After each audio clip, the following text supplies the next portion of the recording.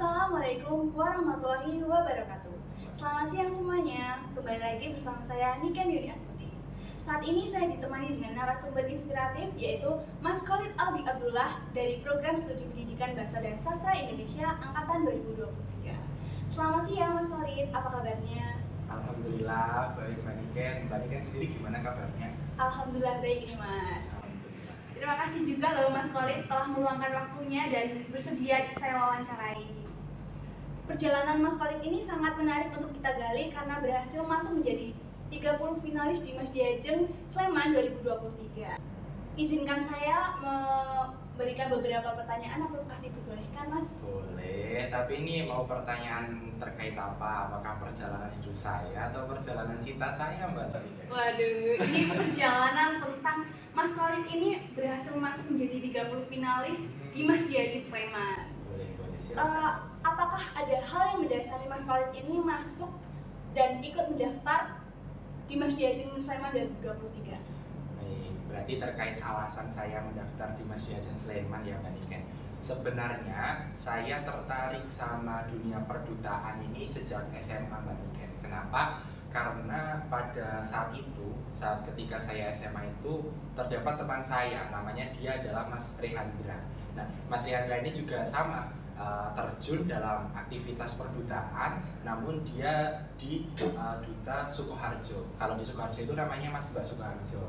Nah, beliau ini walaupun masih SMA dan lawannya itu udah kuliah, bahkan udah ada yang kerja, tapi dia itu bisa sampai menyabet kejuaraan juara kedua loh Mbak Niken. Nah, karena hal tersebut kemudian saya tertarik nih mengikuti perdutaan, karena selain itu juga Mas Rehandra ini juga sangat berubah sekali ketika mengikuti perdutaan, mulai dari public speakingnya, kemudian tampilannya baik secara fisik maupun moralnya, kemudian bagaimana cara dia bertutur, kemudian bagaimana cara dia bersikap itu sangat berubah. Nah, itu yang bikin saya itu tertarik mengikuti perdutaan agar ya bisa mengubah diri saya, baik itu cara bersikap maupun bertampil gitu Mbak Nika.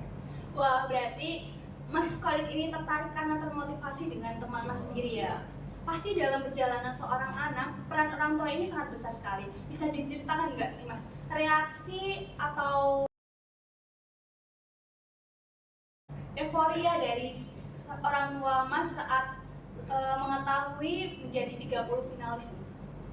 Baik, tentunya sebagai seorang orang tua ya Mbak Niken, tentunya melihat anaknya dengan pencapaiannya itu tentunya sangat bangga. Nah, tapi di samping itu saya bisa masuk ke 30 finalis dari yang pertamanya itu pendaftar sekitar 200 Mbak Niken.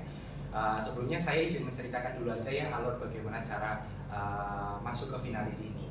Jadi dulu itu di pendaftaran itu sekitar 200 orang yang ingin mendaftar di Mas Diajeng. Kemudian tahap seleksi pertama adalah tahap seleksi administrasi, kemudian yang kedua ada seleksi tertulis, seleksi wawancara, dan akhirnya ditentukan 30 finalis tersebut Mbak Niken. Nah, dari 200 itu kemudian saya salah satunya ya yang dapat masuk ke finalis itu, tentunya orang tua sangat bangga dan mendukung sangat aktivitas saya selama di Dimas Diajeng Sleman begitu. Bahkan bapak saya ya Mbak Niken pernah bilang ke saya gini, kalau boleh saya ungkapkan dengan bahasa Jawa gini, sampeyan nek butuh opo-opo ngomong karo bapak, nek bapak duwe tak kei, nek orang duwe mengko tak goleke. Nah, artinya apa? Artinya gini Mbak Niken, bahasa Indonesianya, saya ini ketika mengikuti perdutaan itu kalau butuh apa-apa bilang saja ke bapak gitu. Kalau bapak punya bakal bapak kasih, kalau bapak nggak punya nanti bakal bapak carikan sebagaimana mungkin agar mendapatkan dan memenuhi kebutuhan saya. Begitu Mbak Niken. Wah, berarti orang tua sangat mendukung sekali nih. Setelah mengikuti serangkaian masuk menjadi 30 finalis, hal apa saja yang mungkin Mas Khalid rasakan dan Mas Khalid bisa dapatkan dari mengikuti tersebut? Sebenarnya apa yang saya dapatkan itu banyak banget Mbak Niken. Mulai yang pertama adalah dari segi material, kemudian dari segi materi dan lain sebagainya itu hampir semuanya saya dapatkan. Dari segi apa yang saya dapatkan material itu banyak sekali, mulai dari bahan-bahan ataupun alat-alat yang itu memang dari sponsor untuk finalis Dimas Diajeng itu banyak, mulai dari kaos itu ada sponsor dari Dakadu, kemudian ada tumbler, tas dan lain sebagainya itu saya dapatkan Mbak Niken secara gratis karena itu dari sponsor begitu. Nah, tapi di samping itu pula yang paling penting adalah materi-materi yang saya dapatkan selama pembekalan. Itu sih yang paling penting buat saya Mbak Niken. Karena apa? Karena itu yang merubah diri saya hingga seperti ini. Mulai dari penampilan Mbak Niken, kalau dulu mungkin awal-awal masuk kampus ya, saya mungkin seadanya ya, yang apa saya punya ya tak pakai bu, jempong-pongan atau apa itu. Tapi sekarang alhamdulillah mulai sedikit-sedikit merubah penampilan saya karena memang penampilan itu sangat penting Mbak Niken. Kemudian yang kedua, saya juga mendapatkan materi tentang kepariwisataan dan kebudayaan yang mana itu tidak saya dapatkan di kampus. Karena kan jurusan kita adalah pendidikan bahasa Indonesia, yang mana pariwisata dan kebudayaan itu juga merupakan ternyata sangat penting loh bagi anak muda kita pelajari dan kita kembangkan gitu. Nah, selain itu juga skill public speaking dan kepemimpinan itu juga sangat penting dan sangat besar buat saya untuk merubah diri saya Mbak Niken. Public speaking saya yang dulunya emang ecekewer, tapi alhamdulillah sekarang sudah diwawancari oleh Mbak Niken, saya juga berani gitu. Kemudian menyampaikan presentasi untuk maju dan lain sebagainya, alhamdulillah saya juga berani. Karena apa? Karena salah satunya itu juga terlatih selama pembekalan di Dimas Diajeng Sleman. Begitu Mbak Niken. Wah, berarti hal-hal yang didapatkan ini tidak hanya materi saja, akan tetapi pengalaman tentang public speaking, tentang gaya pakaian atau berwibawa itu juga sangat terbantu ya dengan pelatihan tersebut. Kemudian nih, bagaimana cara Mas Khalid ini menyeimbangi antara kehidupan kampus, antara tentang tugas, organisasi, dan menjadi finalis itu skala prioritas itu seperti apa Mas? Manajemen waktu itu adalah sangat penting ya Mbak di diri kita. Tentunya ketika kita banyak mengikuti sebuah kegiatan, baik itu di kampus maupun di luar kampus, tentunya bagaimana cara kita untuk memanage waktu tersebut agar bagus ataupun agar kita dapat berkiprah ataupun berkontribusi di dalamnya. Tentunya itu sangat penting ya Mbak Niken. Nah, bagaimana cara saya membagi waktu? Ini juga pesan orang tua Mbak Niken. Orang tua saya itu berpesan kalau saya ini berkuliah itu ya harus benar-benar kuliah. Nah, berarti setiap saya mengikuti baik itu organisasi di kampus maupun kegiatan di Dimas Diajeng, tentunya itu menjadi aktivitas nomor 2 saya. Nah, kenapa kok saya jadikan aktivitas nomor 2? Karena seperti yang disampaikan tadi, saya sampaikan ya Mbak Niken, bahwa pesan dari orang tua saya adalah memprioritaskan terlebih dahulu kegiatan kuliah, misalnya itu tugas-tugas maupun bimbingan dan lain sebagainya yang berkaitan dengan kuliah harus saya dahulukan terlebih dahulu. Nah, setelah saya sudah selesai dengan kegiatan perkuliahan maupun tugas-tugas itu, baru saya terjun ke aktivitas nomor 2 saya, organisasi di HIMA, kemudian UKM-UKM dan kegiatan di finalis Dimas Diajeng. Jadi saya tetap harus memprioritaskan terlebih dahulu kegiatan perkuliahan.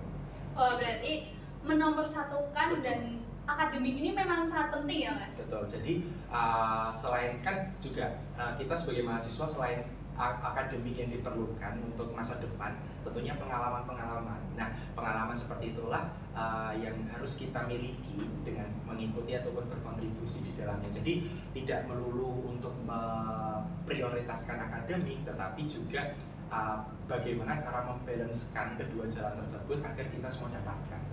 Keren sekali gak nih teman-teman? Setelah mengikuti kegiatan Dimas Diajeng ini, apakah Mas Khalid memiliki rencana atau ingin melanjutkan kegiatan-kegiatan yang hampir sama seperti duta kampus atau duta bahasa? Ada nggak nih Mas? Oke, jadi tentunya sebagai seorang manusia yang ingin berkembang gitu toh, tentunya pencapaian-pencapaian selanjutnya pasti ada ya Mbak Niken dalam hidup kita, dan rencana-rencana ke depan tentunya pasti ada. Nah, untuk perduta-dutaan misal duta bahasa, duta kampus dan sebagainya, sampai saat ini saya belum memikirkan Mbak, karena kita sudah semester 2 dan hampir semester 3, tentunya saya akan berfokus terlebih dahulu ke perkuliahan dan mengejar materi untuk persiapan ujian akhir gitu Mbak Niken. Tapi untuk rencana-rencana ke depan jikalau itu memungkinkan, ada peluang dan kesempatan untuk saya, tentunya saya akan lebih untuk ikut serta dan juga ikut berkontribusi lagi di dalamnya. Selain menambah pengalaman, juga mungkin akan menambah achievement saya untuk bisa mengisi-ngisi CV ya Kak, untuk mendaftar pekerjaan besok. Begitu. Ya, pengalaman ini sangat menguntungkan bagi dunia kerja nih. Mungkin untuk yang terakhir nih, bisa nggak diberikan sedikit motivasi kepada teman-teman mahasiswa atau mungkin yang sedang menonton nih Mas?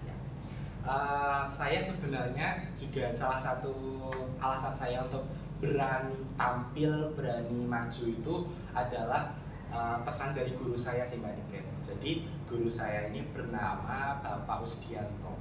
Beliau ini seorang kepala sekolah sekaligus juga mantan guru bahasa Indonesia. Nah, beliau ini selalu berpesan kepada anak-anaknya begini Mbak Niken. Ini juga bahasa Jawa boleh ya? Boleh. Jadi yen wani ojo wedi-wedi, yen wedi ojo wani-wani. Nah, artinya apa Mbak Niken? Jadi jikalau kita mempunyai mimpi, kemudian jikalau kita mempunyai sebuah angan-angan ataupun pencapaian selanjutnya yang akan kita kejar, tentunya jikalau berani ojo wedi-wedi. Kalau kita punya tekad yang kuat, ya jangan takut-takut. Karena apa? Karena jikalau seseorang itu dilandasi ataupun diselimuti rasa pesimis di dalam dirinya, tentunya dia berjalan tidak akan maksimal. Nah, kemudian ini dia wani-wani. Jadi jikalau takut jangan berani-berani. Karena apa? Karena memang kalau takut, udah kita mempunyai mindset takut untuk mengikuti ataupun berkontribusi di dalamnya, takut, ya udah jangan berani-berani. Karena apa? Karena ditakutkan nanti kita menjalaninya dengan tidak maksimal, begitu Mbak Niken. Jadi kemudian selain itu guru saya itu juga berpesan kepada seluruh anak-anaknya ya, termasuk saya itu, terbanglah tinggi hingga kamu jikalau jatuh, kamu akan jatuh di antara bintang-bintang gitu toh. Nah, jadi kamu setiap ada kesempatan cobalah. Jikalau nanti kamu gagal, kamu akan gagal dalam bintang-bintang. Bintang-bintang itu kan indah Mbak. Kita gagal tapi mendapatkan pengalaman yang berkesan. Begitu Mbak Niken. Jadi untuk teman-teman semua, jangan takut untuk mencoba. Jadilah orang seperti apa adanya, jadilah kamu. Namun teruslah untuk mencoba, jangan patah semangat dan jangan lupa berdoa. Gitu, terima kasih nih Mas Khalid atas seri-seri pengalamannya Mas menjadi 30 finalis nih. Usai sudah sesi wawancara kita pada siang hari ini, bahwa kita sebagai mahasiswa harus dituntut fokus terhadap akademik. Memang akademik ini sangat penting, akan tetapi skill dan pengalaman dan wawasan ini juga sangat dibutuhkan dalam dunia kerja. Saya Niken Yuni Astuti pamit undur diri. Terima kasih. Wassalamualaikum warahmatullahi wabarakatuh.